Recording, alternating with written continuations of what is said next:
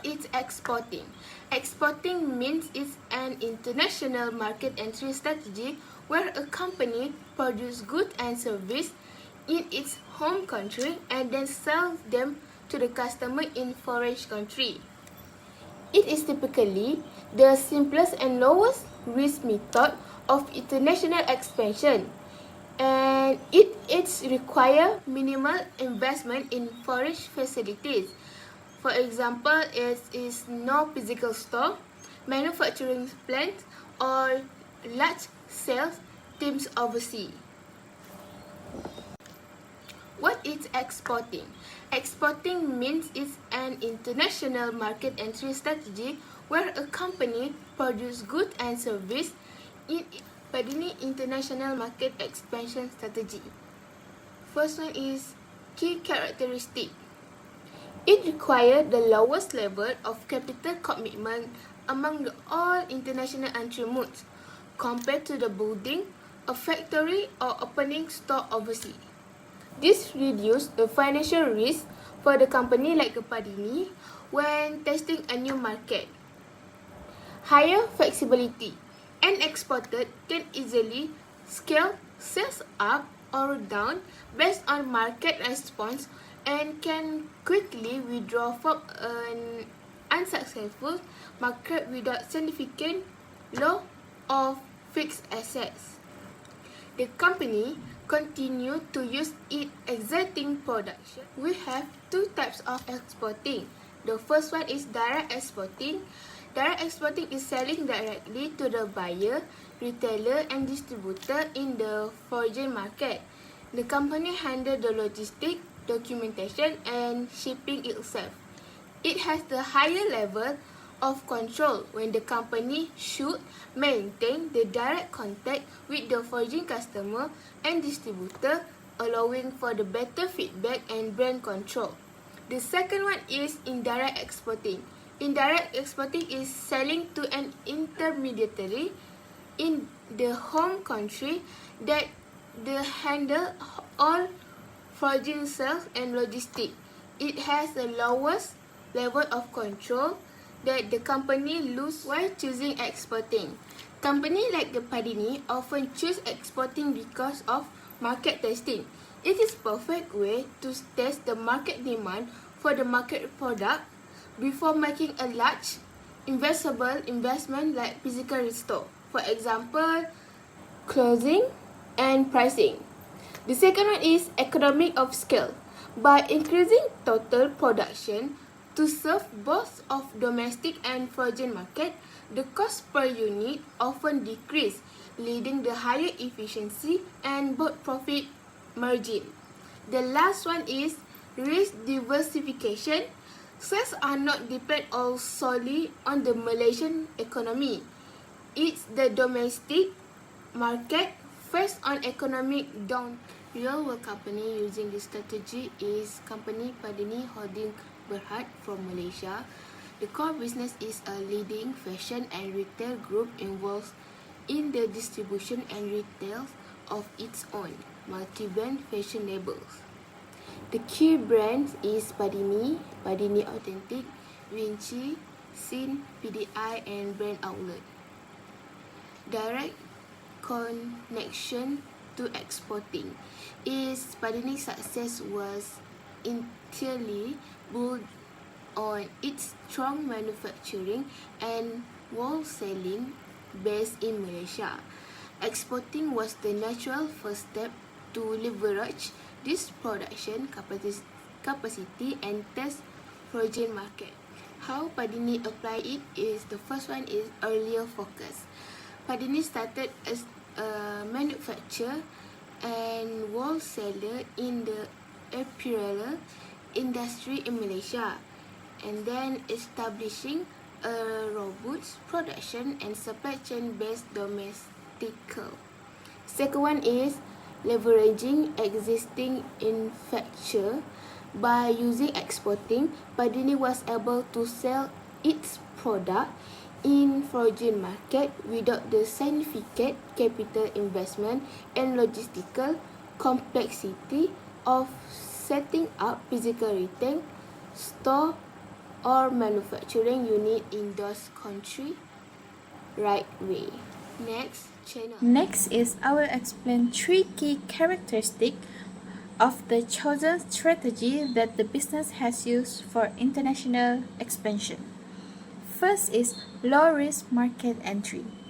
Padini used exporting as a safe and low cost strategy to expand globally. Avoid building factories or office overseas and export product directly from Malaysia to test international demand. Second is partnership and franchise-based distribution. Collaborated with local franchise and retail partner in foreign country. Partner manage store, marketing and sell under Padini brand, and help Padini expand faster with lower operational risk. Lastly is adaptation to local preferences. Modified product design, price, and marketing for each company. Ensure fashion style, suit regional taste and culture.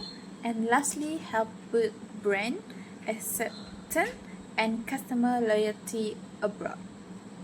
Next, I will be discuss about the specific benefits in this business case. The benefits of the strategy is brand recognition in international markets.